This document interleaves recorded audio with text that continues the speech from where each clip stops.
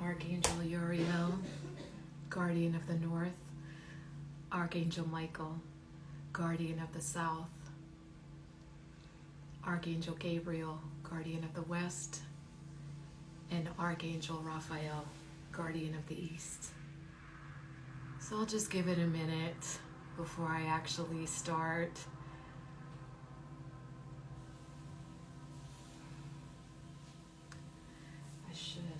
I hope I showed up on my, let's see if it showed the question, the actual question showed up in my pictures here. It may not. It did not.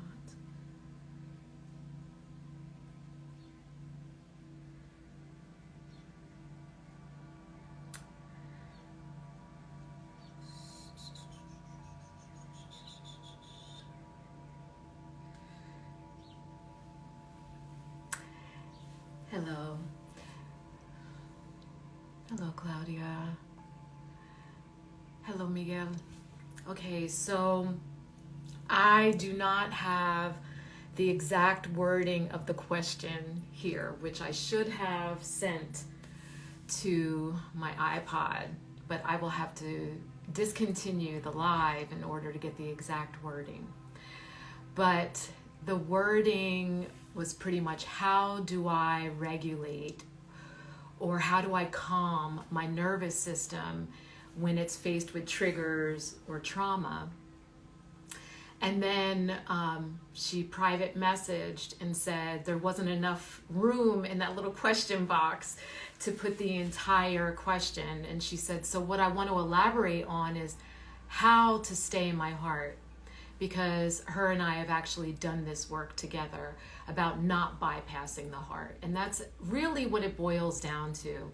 If your central nervous system, if your nervous system is firing off, so that's like right here, the short answer. If your nervous system is completely out of control and firing off, you have already abandoned yourself, okay? So that's demystifying it. And so this is going to take a little bit of an explanation.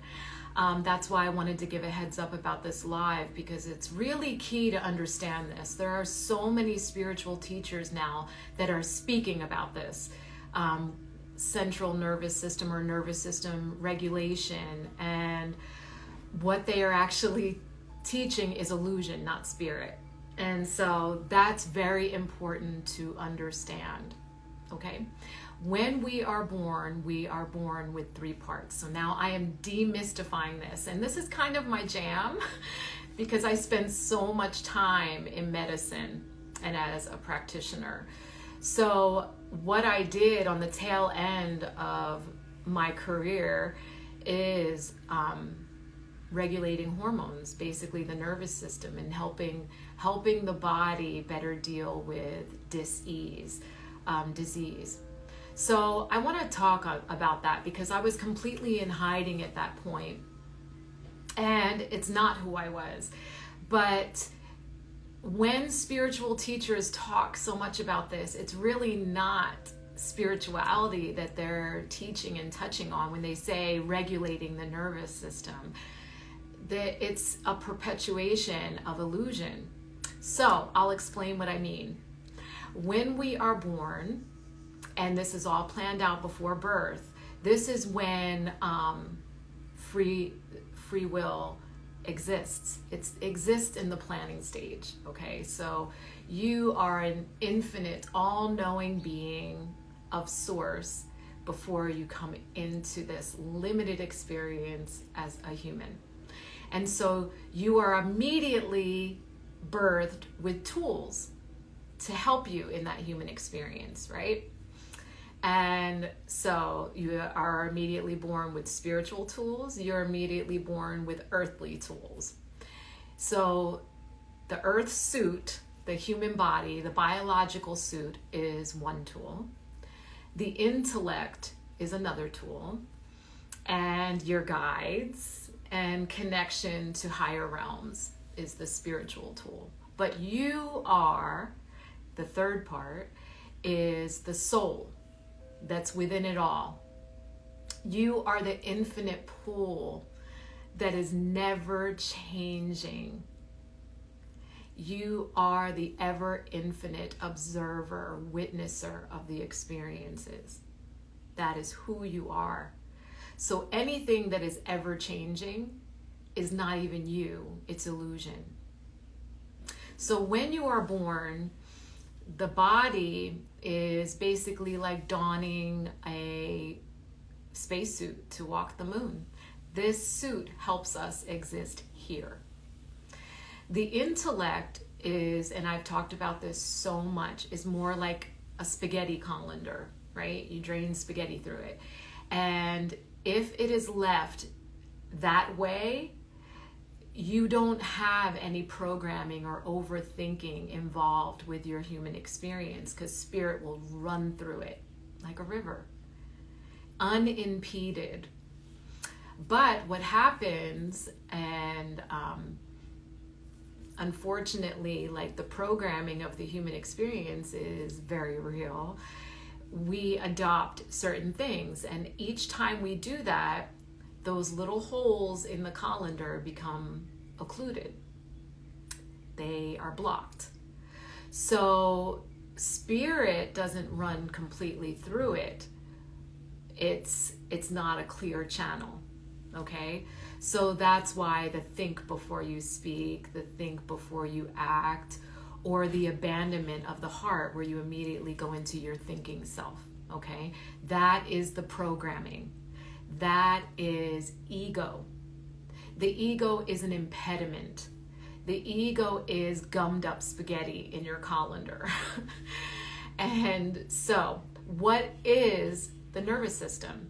The nervous system is directed by the mind, by the brain, right?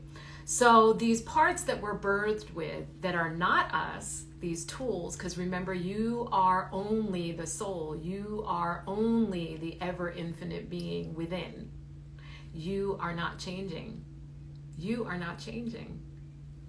All of this soup around us is changing, ever changing, evolving, moving, okay? Those are not you. All of it's illusion. All of this. Our avatar, our minds, all of it, illusion. So, if something is happening in your body, it's illusion. If something is happening in the mind, it's illusion. And your perception of what is really happening is completely skewed. It's occluded.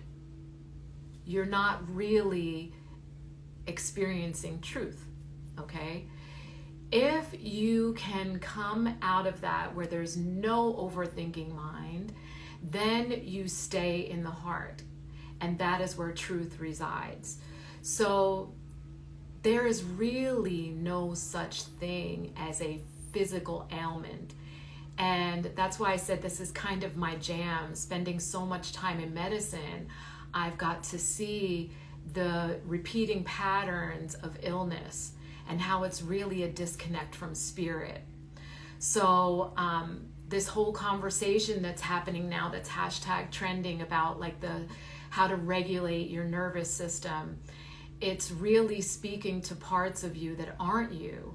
And a part of that realization and awareness is necessary, because it's like peeling back layers of an onion, right? My environment is not me.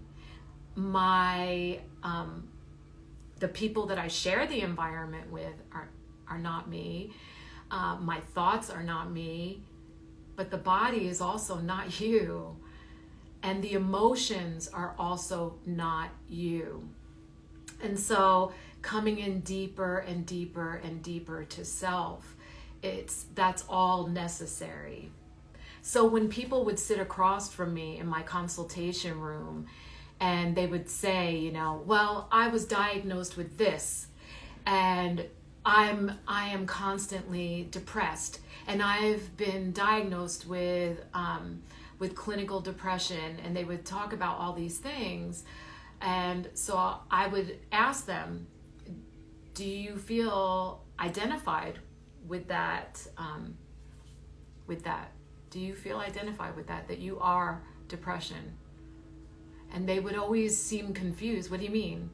And I said, because if you choose to attach to a diagnosis when it's given to you, then you become that. That's the programming. That's ego, right? So do you feel identified with that, right? I would ask them that first. So you have to ask yourself, am I identified with these dysfunctional titles, diagnosis? Am I identified with this? And then I would ask you, because the only reason why we ever identify with something is because we believe on some level it benefits us, right? So somewhere in the programming, we believe like limiting ourselves or creating dis-ease in our body, it actually benefits us somehow, right? So how are you benefiting? And they would always look at me like I was crazy. So this was a very psychic woman in hiding in medicine, trying not to expose herself as psychic. So asking very key questions, which was really like running circles around the truth that I already knew, but trying to get them to realize the truth. And it's fucking exhausting. And that's exactly why I left.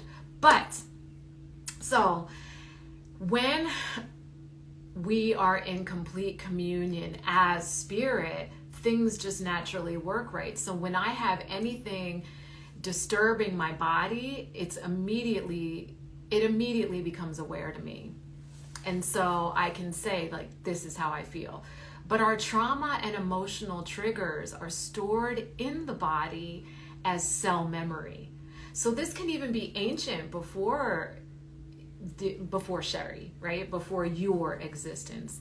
You can have very old trauma still stored in your physical body because we are infinite beings. And so we re-choose experiences that maybe we didn't get other times around, right? So we're coming back and we're doing that again. So when we're faced with triggers or trauma, and you will always have this little minute nuance of, ooh, I felt that, okay? And it's stored in the body as cell memory. You only have two options at that point, either to take it into your heart or to bypass the heart and go into the head. So that bypassing of truth is what sends you in the spiral of the nervous system firing off and becoming completely erratic or out of control. So you have to ask yourself, why do I do this? Why do I abandon myself? And the awareness is just like the layers of that onion, right? You might have to start further away. Like, I remove myself from the situation. I'm finally calm. Now I'm working backwards. How did this actually happen? How has this progressed over time? And what really is my benefit to illness? And I'm not kidding you, 100% of the time, my patients would laugh when I would ask them that. But it's the God's honest truth. The benefit usually is people don't expect as much from me. So I don't have to really work as hard because my failures are just overlooked or downplayed because I am ill, because I'm depressed or anxious. You know, I may need time off. I'm given a greater allowance of space. Or when they actually do achieve something, it's actually escalated and exaggerated because, wow, this depressed person achieved this, right? So what is the benefit to you identifying with certain diagnosis? If I'm ill, people treat me with more kindness. If I am whatever, right? They will walk on eggshells around me, which is a manipulation, but it commands the environment. It's a facade of control. And so what is your benefit? You have to really be radically honest with yourself. And here's the thing, most people aren't. Most people are not.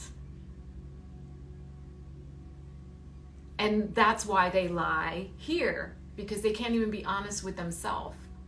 No, I want to get better. No, you really don't. And this is why. This is what I can feel.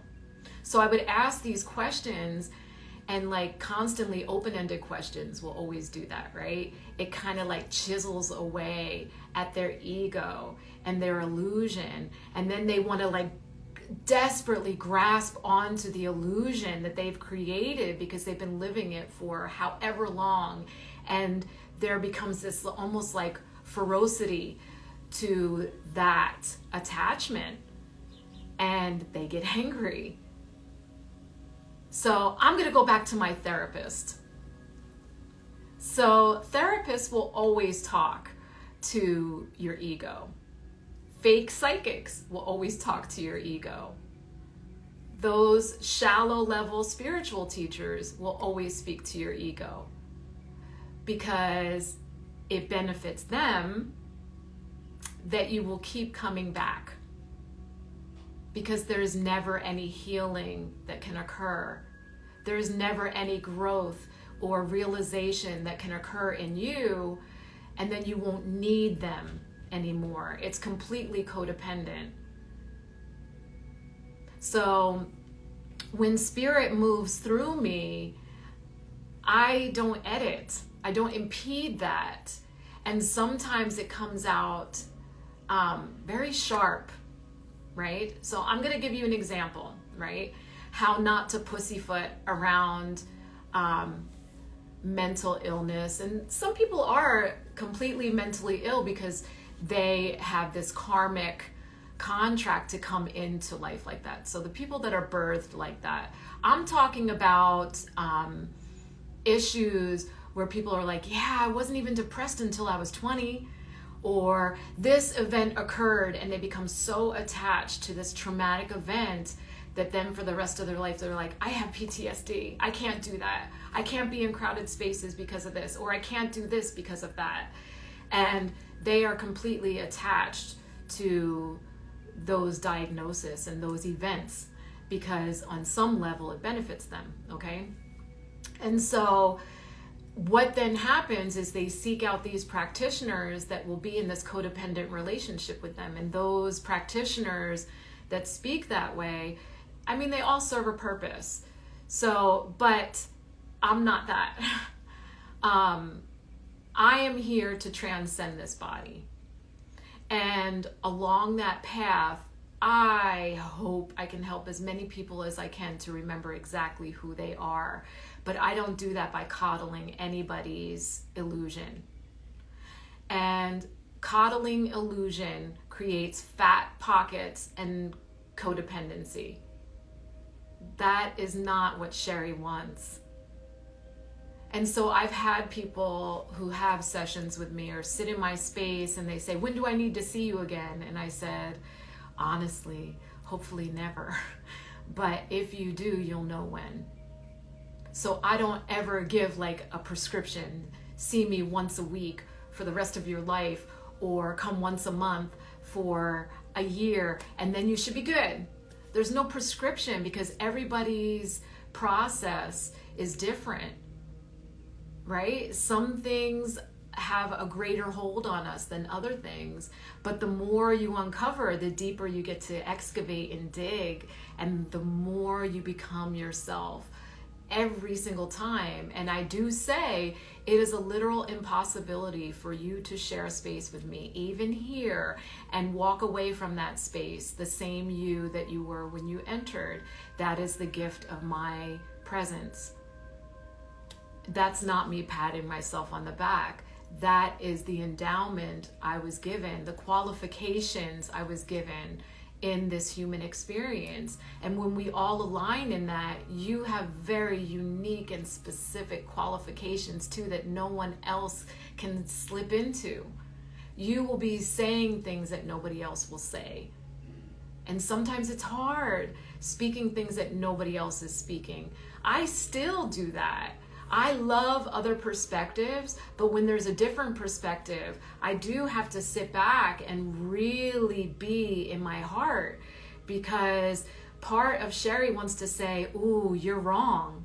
But that's not true. We are actually all at different perspectives, right?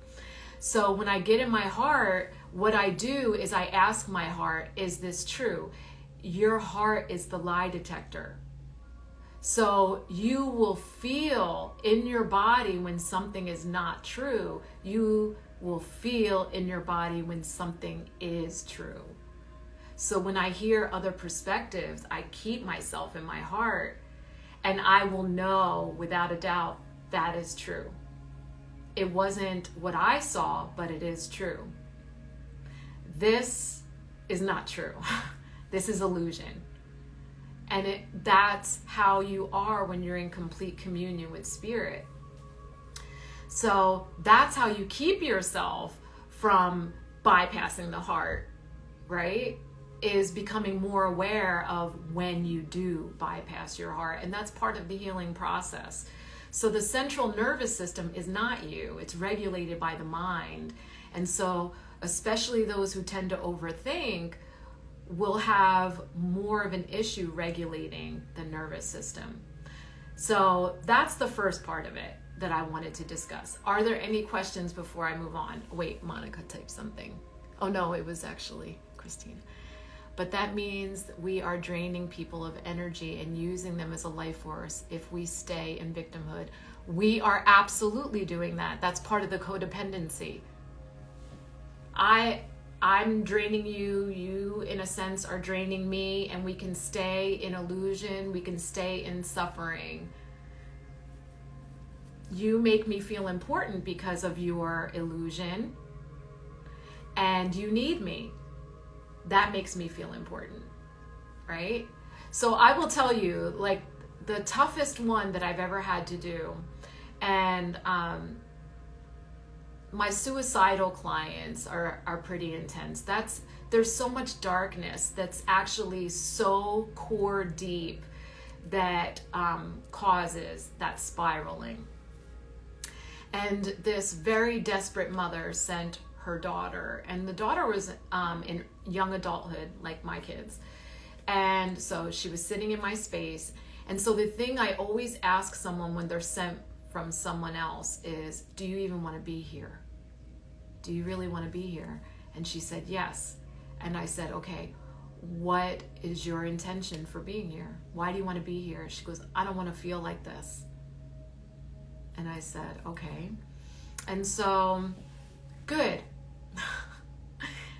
That tells me when someone says, I don't want to feel like this, then they are literally in that oil slick of their emotion, which is deeper than the thinks, right? So already they're like, I'm able to be in my feels, and I am ready to walk through that last doorway into spirit, right?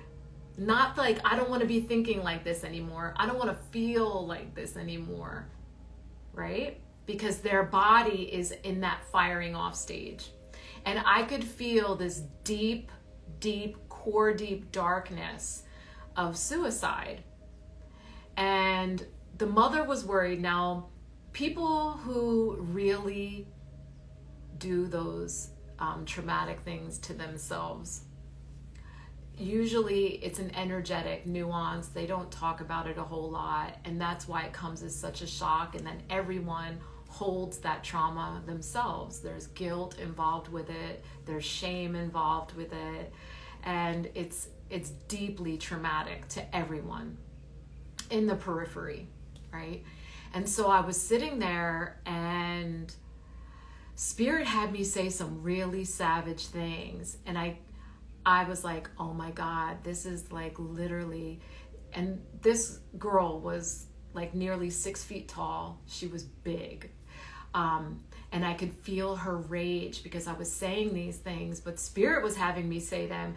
And I was even recoiling because I was radically trusting Spirit. Like, you're having me do the right thing. And this is how I know without a doubt, like, I will never be that psychic, that healer that speaks to someone's traumas, that creates codependency, because I have seen too many times the brilliance of spirit when I communed and trusted spirit to guide me, to propel me through those experiences that my human was trying to gain control over, but my spirit was like, nope, I am fully aligned with the divine.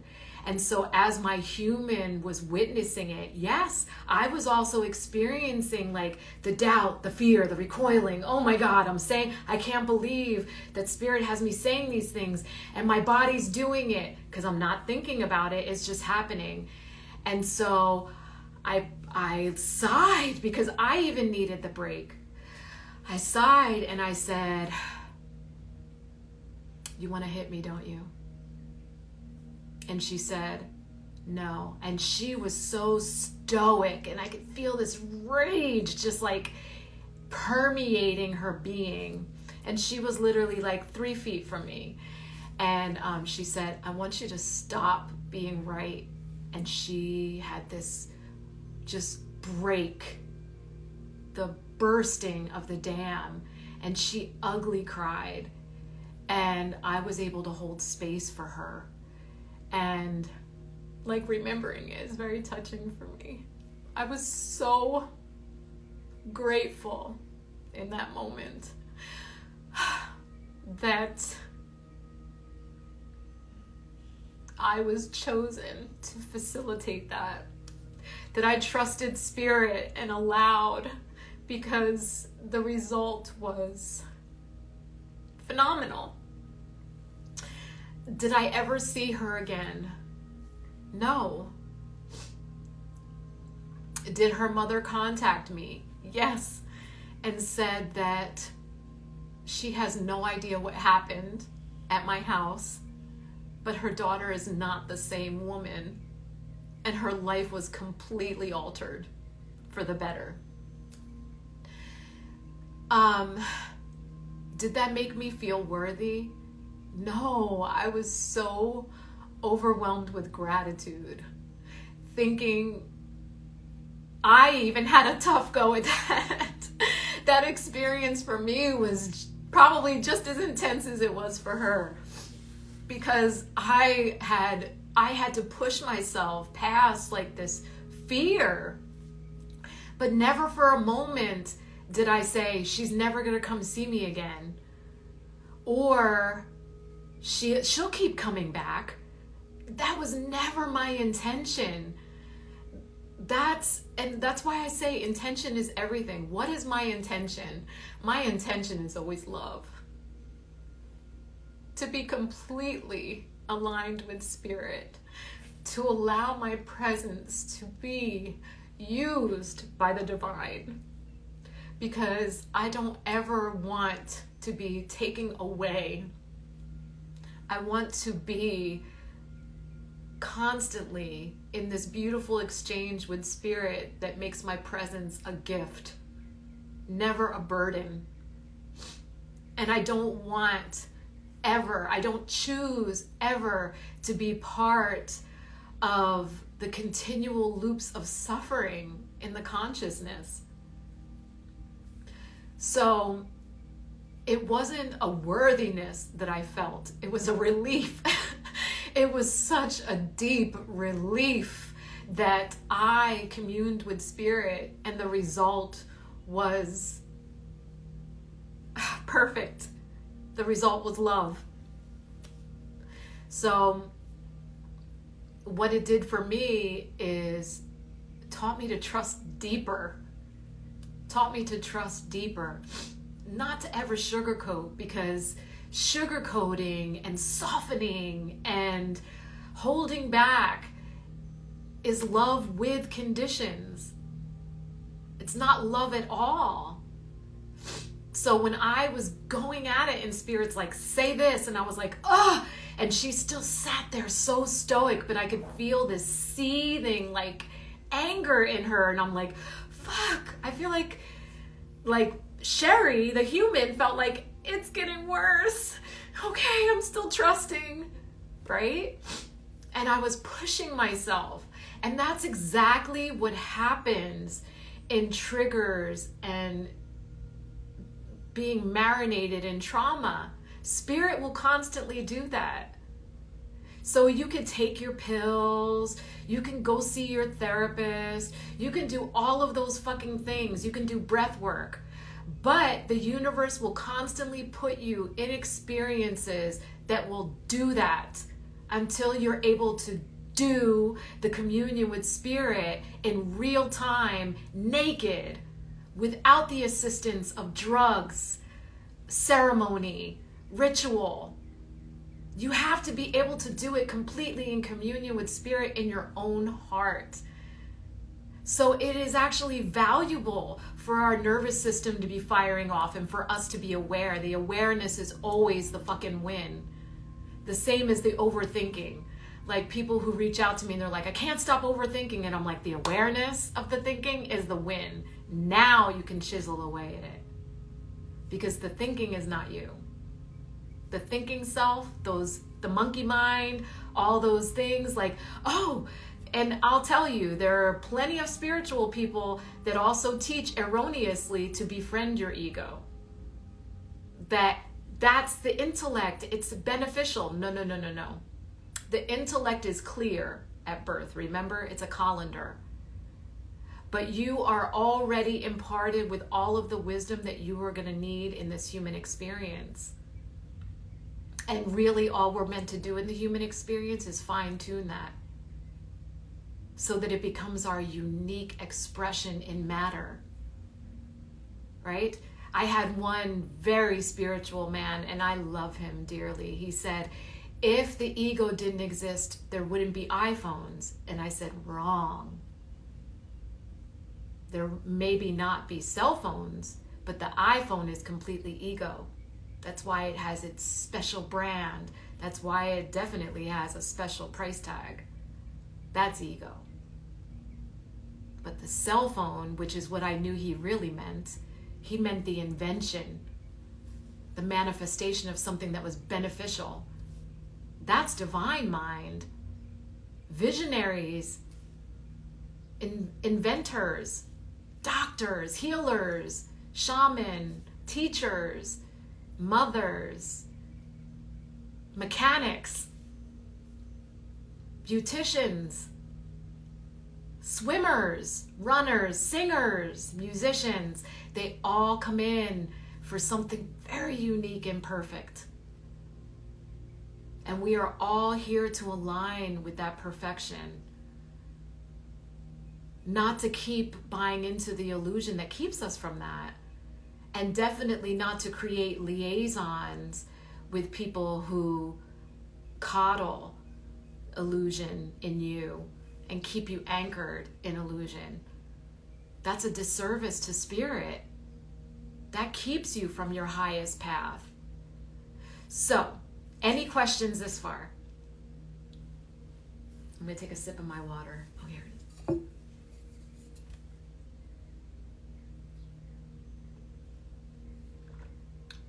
I hope that helped so far. Thank you, Caitlin. Oh, I love you so much. Christina, thank you for saying powerful and beautiful. It was powerful for me. Any questions so far about the earth suit, about the mind, those parts of us that are not us? So when we buy into those parts and believe that they are us, of course they will run your human experience. We have seen people who allow their human body to run their human experience. We have seen people who have allowed their mind to run their human experience. Those people are very rigid. They are not bendable at all. Everything's got to be black and white. Those cerebral beings that are constantly here because this is who I am. And those that are like, this is who I am, right? There is no substance. So when I started seeing those things in my patients and started using myself as a guinea pig to say, wow, okay, I really feel this. Like, because I was at one point diagnosed with an autoimmune disorder. And I never had like the depression, anxiety. I never experienced those things in my body, but physically I had that. And that is based in the spirit of self-loathing. So it was a complete rejection of self. I was hiding in medicine. That's like a deep self-betrayal. I'm not allowing myself to be who I really am as a unique expression of spirit in the human experience. That is self-loathing. So of course it's going to manifest in my physical body. But when I started doing that and unraveling that illusion, my body stopped aging. And so I age very, very slowly. We're all going to age. I mean, these biological suits are not infallible. But I do age very slow. And I've talked about that often, how it's a blessing and a curse, right? That I look far younger than I am. And that's that youthfulness, right? Of constantly having that crone since a very young age. I move through shifts very quickly. And so my biological suit is in communion with me. And so I have this beautiful relationship. And I've made posts about this too, being in relationship with everything. So like even this tourmaline is in a relationship with me. Right? And because I am so aware of how she moves and operates and processes energy, I can give her so much more respect. And we can be in a relationship together where she can actually be my partner in healing spaces. And that's what I meant the other live when I said you have to be in relationship with your tools in order for the tools to be effective and for your medicine to not be poison. So like even the white sage I use, I am in relationship with. Even fire, I am in relationship with. Even water, I am in relationship with. And the wind, the sacred wind that enters my lungs so that I can speak and deliver my voice to you, I am in full relationship with. And definitely spirit. And Mother Earth and I have such a deep communion and relationship. Constant. And she is the first one when I wake whom I connect with in love and in reverence. And it keeps me anchored in my earth suit. Because spirituality is not trying to escape it. Because the deeper you root in your human experience, the more incandescent the experiences become. And you don't need to alter your mind to do that. Because the mind is still. And it naturally happens. Okay, so the second part, because there's no questions coming through. The second part to that is how, right? The how to. And I teach this all the time, the alchemizing of that cell memory, because really that's what has to happen in order for it to happen slower so you could catch it, and then possibly not at all, right? Because the more you alchemize that cell memory and transmute it, and that's the shadow work, right? The more you transmute it, the more open the vessel becomes and the more fully spirit can sink into it. Christine, thank you for saying that, because I said I cannot get the exact wording because I thought it would carry over to my iPod, but it didn't. So the exact wording of the question didn't come through, but this is beautiful. How do we stay anchored in our hearts when the monkey mind kicks in? So when the monkey mind kicks in, you've already abandoned the heart. So there's no like anchoring in it. You have to return to it. And that makes it more difficult because you've already bypassed it. So the recognition that, oh my God, I'm in my mind. And so I always say the layers of the onion is what makes it easier. So even when I teach meditation, I don't ever teach new meditators to sit and be still and quiet the mind, because they would never fucking do it. That's way too hard. Boom. Way too hard. How do you make it easier? Anchoring in your body and be present. Because the mind, the monkey mind, the ego, cannot be present. It cannot. That's why it always wants to take you time traveling to the past. I should have, I could have, I would have. Oh, look, these are all the places you were a fuck up, right? And that is why physiologically the body starts acting depressed. The I should have, could have, would have, the past, it actually drags the physiological system down, weighs it down, anchors it in the past. So that manifests as depression. It slows the heart rate. I feel like I can't do this. It's heavy, right? And then the future thinking, I got to. Constant goal orienting. This has to happen next. This is my to-do list. This is what's for dinner. Oh, I got to call this person. I almost forgot. That is the future, right? I got to do this or I ain't shit, right? So the future is a constant state of anticipation. Rush, rush, rush, rush. So it's the rapid heart rate. It's the pressure in the chest. It's anxiety. The body will take itself out of those throes in the present. So how do you do that? I always tell people, imagine you have a nose in the center of your chest. So where awareness goes, energy flows.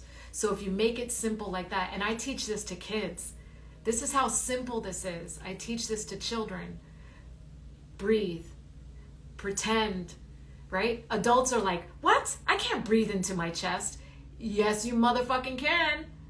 This is illusion. This is an avatar. I'm breathing in sacred wind into my heart, into the physical heart chambers, and it feeds my spiritual heart energy. And you take a deep breath in that space. Immediately, the body releases the chemicals that you need. The chill pill, right? The oxytocin, the serotonin, immediately calms you down, immediately. So that you're not in that fight or flight anymore. You're immediately calmed, right? And so that's the science part of it. Wow, it does feel good. You ever notice when you take a deep breath, it feels good, but the breath starts here. The breath doesn't start here. In anxiety, the body fights for oxygen because this is tight.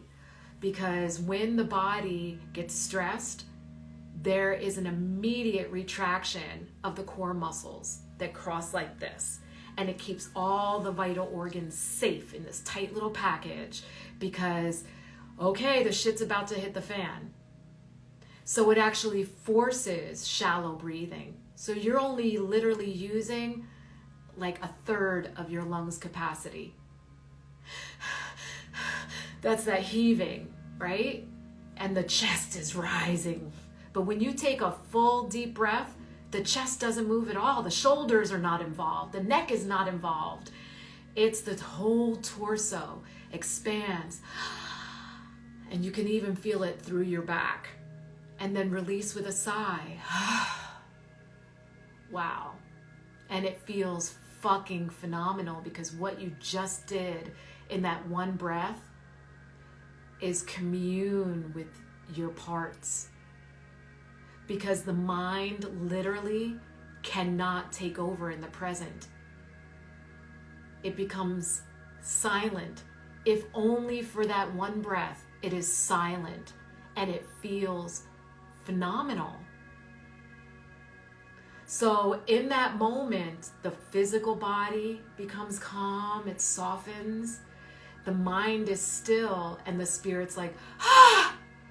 So for that glimpse, you are completely spirit. And I tell people, this is how I teach meditation. Your homework, because I teach it once a week for 4 weeks. That's how I would always teach basic level mindfulness. Your homework is to do that at least once a day. That's it. Easy. Easy. Because then what you start to realize is how fucking phenomenal that feels. And you'll want to do it more. And then you start to realize how much you bypass the heart and check the fuck out. So why do we bypass the heart? Because of the discomfort. So it doesn't even have to be a trigger sometimes. And so it makes it easier when you start to realize when you're not in a trigger, checking out. So why do we check out, right? And where? We spend at least, I'm willing to bet, if somebody would be willing to do this experiment, and I've always said this when I teach too, and I've been teaching meditation for more than a decade, I always say, I would love for somebody to do this. I ain't doing it because I'm not spending the time, but every time that you're waiting somewhere, just start timing it.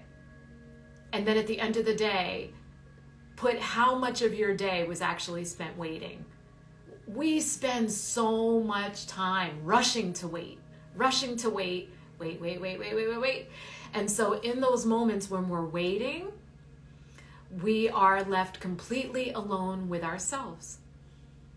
And in those moments, those are the most telling, because you're not even being triggered.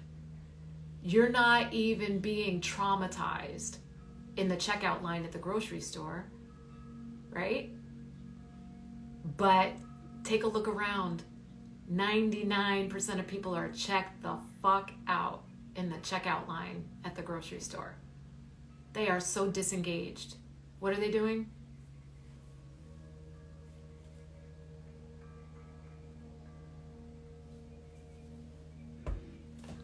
Or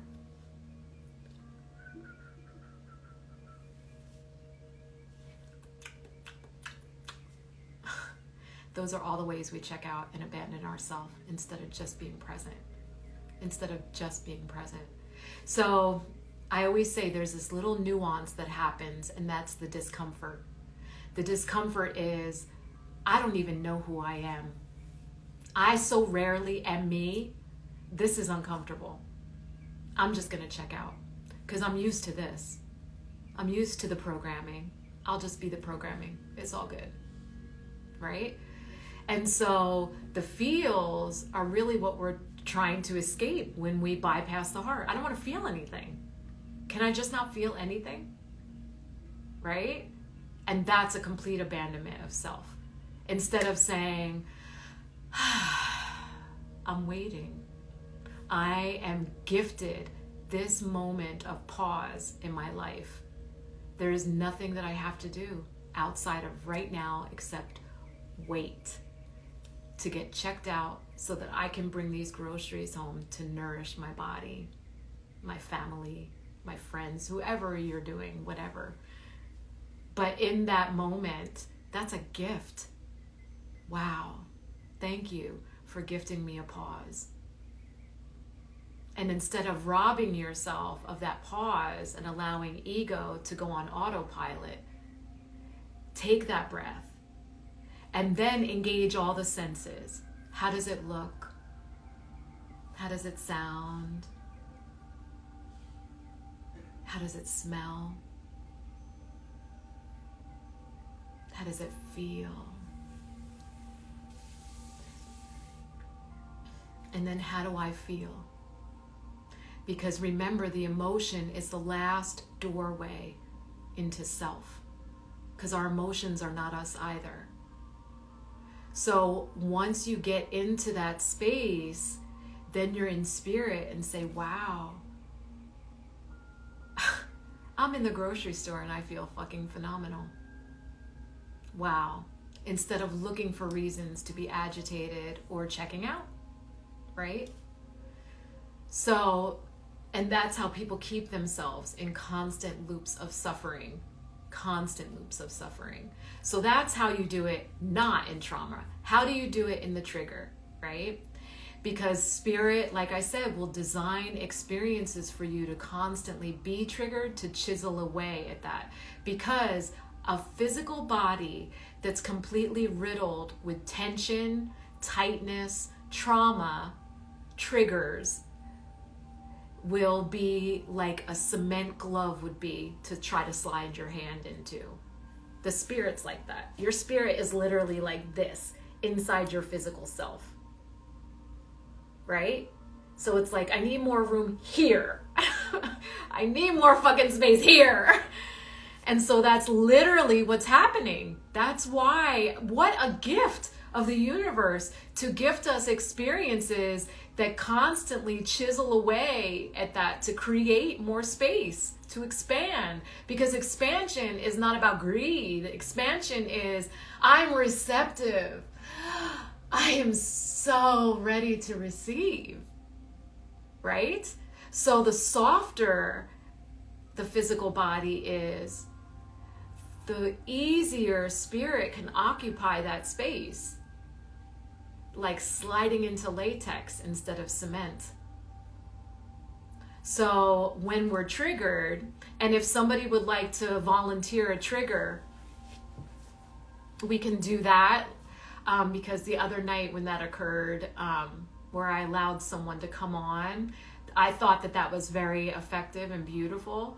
But you could also see how the process of him, he was going in his head, going in his head, going in his head, but then also trying to say like, oh no, and explain it away. So in session, I would have went way deeper with that, to really, really chisel away at that ego. But that was an energetic exchange that I wasn't going to go into. But if someone wants to talk about a trigger, otherwise I can just talk about one. I'm going to take another sip.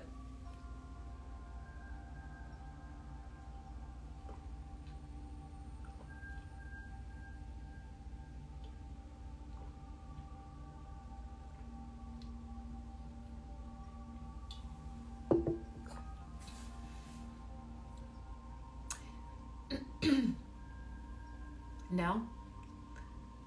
Okay, so like my trigger in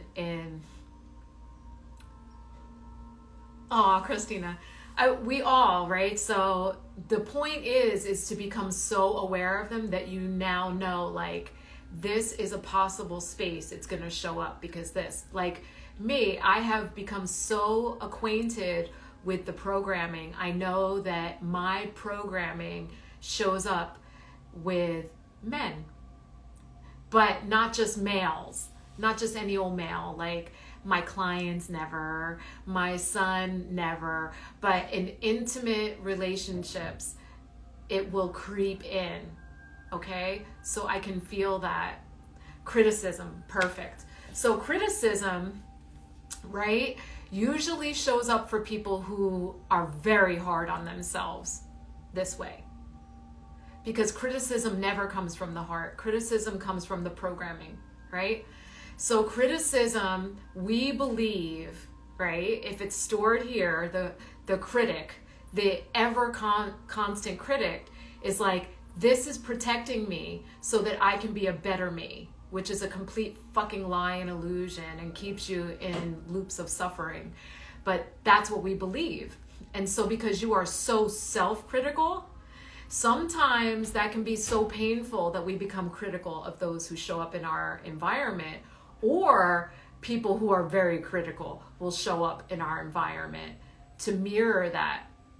So then you could say like, wow, she's like really harsh on me, but is it because you're harsh on you? Is it because you're harsh on others or because you're harsh on you? But I know you, Christina, so I know it's because you're harsh on you. So here's the thing. And that can be a snafu of the spiritual journey, that we become even a worse critic of ourselves, right? We start to chisel away at ego so well that we're no longer doing it out here. And we just allow everyone to just be in their ego if they're in their ego or not, whatever. But what happens is that we hold ourselves so radically accountable that we become in the programming against ourselves on the spiritual path. Oh, see, you're not even doing it right now. Look, you abandon your heart again. And then we're so fucked up with ourselves. It's abusive. And so it will show up to remind us like, stop doing this, right? And so here, like in the moments when you would judge yourself, because that's where it's more important, not so much happening with the criticism, because once you figure it out where you criticize yourself, the critics will stop showing up. So it's really never about the triggers. The triggers are showing you that it's there. But when does the behavior occur, right? Just like I said, it's way easier to chisel away at the self-avoidance and the escape in those places where it's non-threatening, right? Like the checkout line or red lights or pumping your gas, like those moments which were like you're in a standstill with yourself, that you just like, okay, what's next? What's next? Or what just happened, right? So you have to be really aware of those energies showing up. So like the critic, where do I criticize myself? Do I criticize myself at my altar when I'm in meditation because I got distracted? Do you criticize yourself? Do you criticize yourself when you're journaling? Like when you're completely alone with yourself and you're supposed to be in this deep self-acceptance and witnessing. Do you then start criticizing yourself? Because that's where it's the most abusive. Thank you for saying it makes sense. Yeah, and you're working on it, and that's exactly why it's showing up for you, because that's the constant test. That's what's beautiful about it. Thank you, universe. Thank you. You're right. I still do that. I am going to anchor myself in my heart more, right? So when you catch the beautiful criticism happening, and then you go, whose voice is this? Right? Because it's never you, remember? And the way that you can tell the difference between divine mind, which I think is what people try to call the mind, the ego. No, divine mind is not ego. That is the wisdom that is imparted in you and all of source energy that you are connected with. That will always be inspirational. It will always guide. This always berates and tells you all the places that you ain't shit and you got to do this or you still ain't gonna be shit. That's the difference. And this can never be present. This literally doesn't know how to stay present. So this only happens in presence, comes through you. It propels you. This is an impediment. It is literally like a roadblock. And it's not like those gentle speed bumps, right? Because we've all been over those really wide speed bumps that are kind of like gentle and you're just like, right? It's like those big, blunt, square speed bumps that are like to your car, like violence. Boom! No matter how slow you go, 2 miles an hour, it's still like, that's what this is. And the more aware you become of that, then you stop bypassing the heart. But that will always happen in the body first. It is so subtle, right? Ooh, that was a trigger, right? Where in your body are you holding that? And then you have two options. You take it into your heart, which is truth, or you take it into the head. The head is already bypassed the heart. You've already abandoned truth and you decided to choose illusion, right? So illusion can only go in two directions too. Toxic female or toxic masculine, right? Toxic feminine, I'm going to avoid, pretend that didn't happen.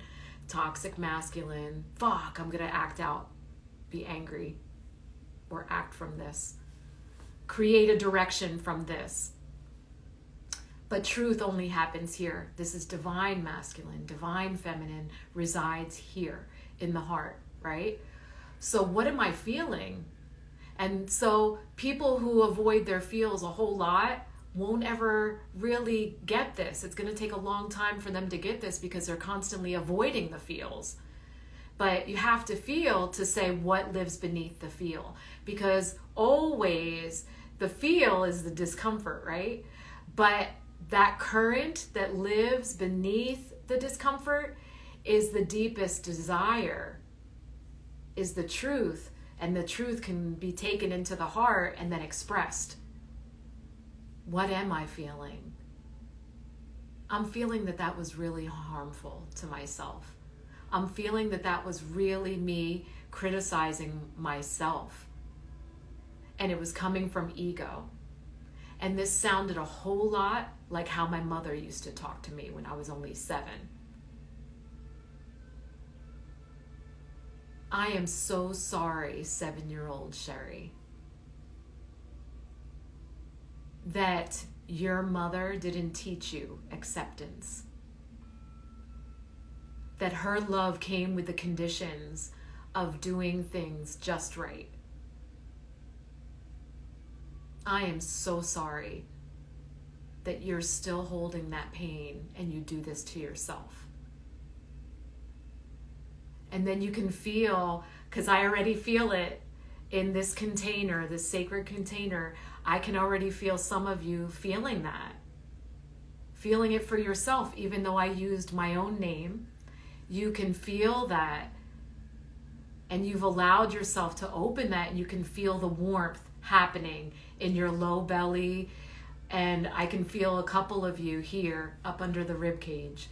This is sacral. The sacral energy, throat. Thank you, people. So feeling the sacral, this houses knowledge of of true self. This is my identity. This is who I am. I am a worthy divine being. This, the solar plexus, is path and purpose. What am I here for? What am I supposed to be doing? Right? So feeling into those where the cell memory is written, you can feel that warmth. That warmth is actually the alchemy. That's you bringing love into those spaces to rewrite it. And that's a constant path. There's no arrival, just like that post I shared today, the Krishnamurti. I love that because there's no arrival point. It's constant.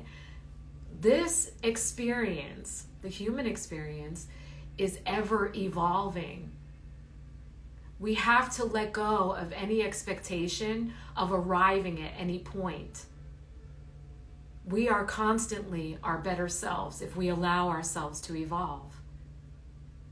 So when you get off of this live, you are a more improved version of yourself. So in a sense, that is an arrival because there was no expectation. But if you create an expectation, that's loving yourself with condition, and that's what's going to show up in your experience, and it's going to be miserable. I love you too, Christina. Thank you for giving me this opportunity. Caitlin says, I do not know how to release that. It's so frustrating. I get so tired of it. So that's a whole nother energy. Let me take a sip because this really processed through the throat. That's a gift in itself. Thank you.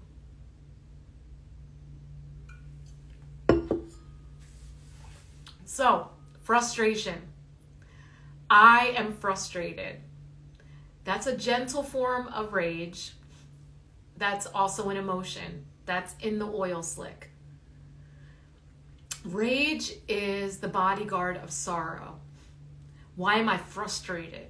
Why am I angry? Why am I resentful? What is the sorrow that lives underneath of that? The sorrow is, I don't think I'm good enough. So this rage, this frustration, because frustration is always about control, by the way. I'm out of control of this situation. I can't control it. I want to be in control because if I was in control, I would know the outcome and I would feel safe. So really it's all about, I do not feel fucking safe. This frustrates me so much. Okay, I want to retreat. How do I just avoid this? You can't avoid it because it's going to keep showing up for you. So then you have to say, I'm frustrated. Frustrated is a form of anger. Why am I mad? And then, okay, anger is the bodyguard of sorrow. Why am I sad? And do I allow myself to feel sad? I felt the drop. So feel that, because anger is stored here in our fire energy. But our sorrow can be anywhere in the body. But I literally felt it in this sacred container. I felt it drop. So feel in your body like, I'm so deeply sad. Oh my God, I'm so sad. I'm sad because I don't feel safe in my body. I'm sad because I don't feel supported. I'm sad because I don't feel like I'm worthy of support or feeling safe. I feel like I'm alone. I feel like I'm doing this alone. All of that is so painful. And so the thing is that we do have to do it in here, and then it will show up out here, right? So how do I feel safe in my body? Feeling safe in your body is not about the fight. It's not about the protection. I promise you, I'm not reading your mind. I'm trying my best to speak to your spirit, not your ego, but I can feel all of that. I can feel it in this container. So all of this, like this is the relationship that I was talking about when I have a relationship with my crystals. I have a relationship with the elementals in my space. I have a relationship here with this bed holding me so softly and lovely, and the music. And so I can feel all of that. But when we feel into that safe, we always think safe like, I'm going to kick some motherfucker's ass. Then I'll feel safe. I love you, Caitlin. I love you. Safety is more about peace than fight. Safety is not about fight. Safety is about peace. So how can I have peace? Presence. Remember, you cannot feel peace outside of presence. So the mind will never, ever, ever create peace. That's a literal impossibility. That's why when we operate from here, we create attachments. Oh, it's this. This crystal gives me peace. Or this man gives me peace.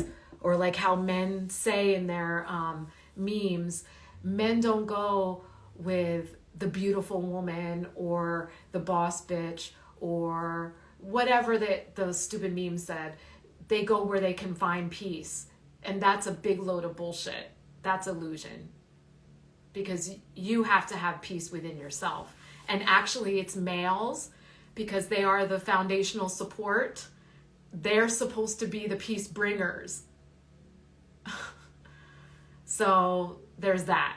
Because us in the feminine embodiment, sometimes we can feel a whole lot like fucking chaos because we house this seismic energy. But peace can only happen in the presence, right? So in the presence of self, I have nothing to actually be worried about. There is absolutely no threat because we are ultimately protected when we're heart-centered.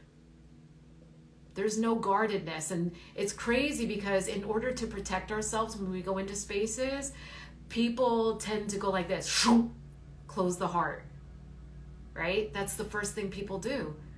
When you go into grocery stores and people who don't like crowded spaces, it's because of that. That energy feels gross because everybody's close-hearted. But actually our greatest protection is to be heart-centered and heart-opened because the heart is infinite. The heart is the only chakra energy that is ever infinite. And so this allows us to see everyone as ourselves, but also connects us to everything. It is our connection. It's what creates beautiful strands of frequency with everything. So that's safe. This is the safest place I can be. And so then you can start to view that sadness. Why is that sadness really there? And then you can alchemize the trauma that lives beneath that sadness, that's blocking the spirit from fully becoming light.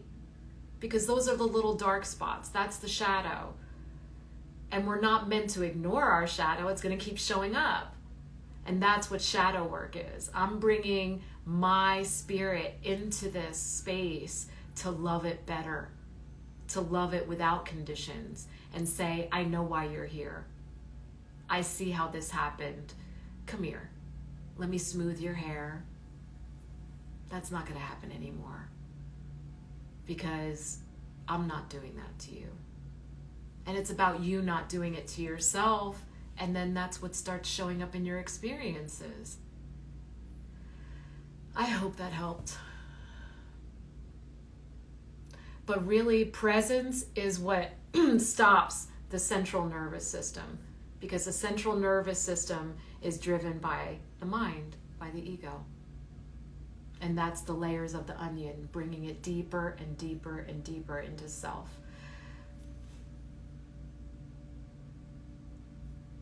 Any other questions? Oh, good. Thank you, thank you, thank you. I am filled with gratitude for that. Thank you. I'm glad it helped you tremendously. And that's such a beautiful word, even moving through the body, tremendously.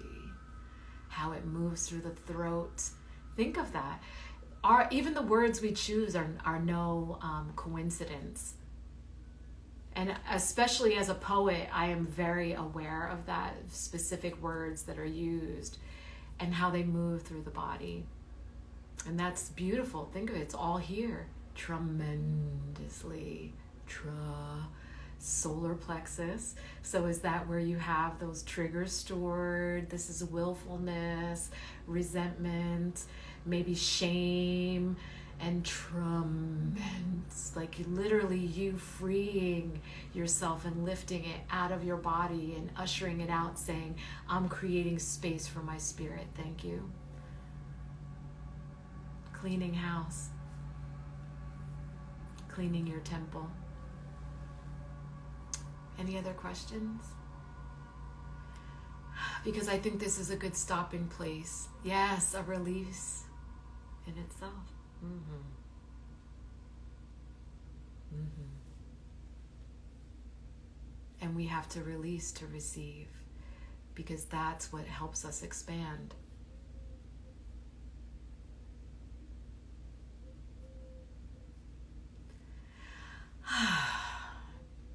Thank you. So, what a beautiful, beautiful exchange today. Thank you for joining me in this space. Thank you for gifting me your most valuable commodity, your time and your energy. I am so immensely blessed by that. Thank you. And please forgive me for any misalignment that I may have caused. I am sorry. And thank you for this opportunity to align that, to heal that, to transmute it. Thank you. I love you, I love you, I love you with the force of the cosmos. I love you.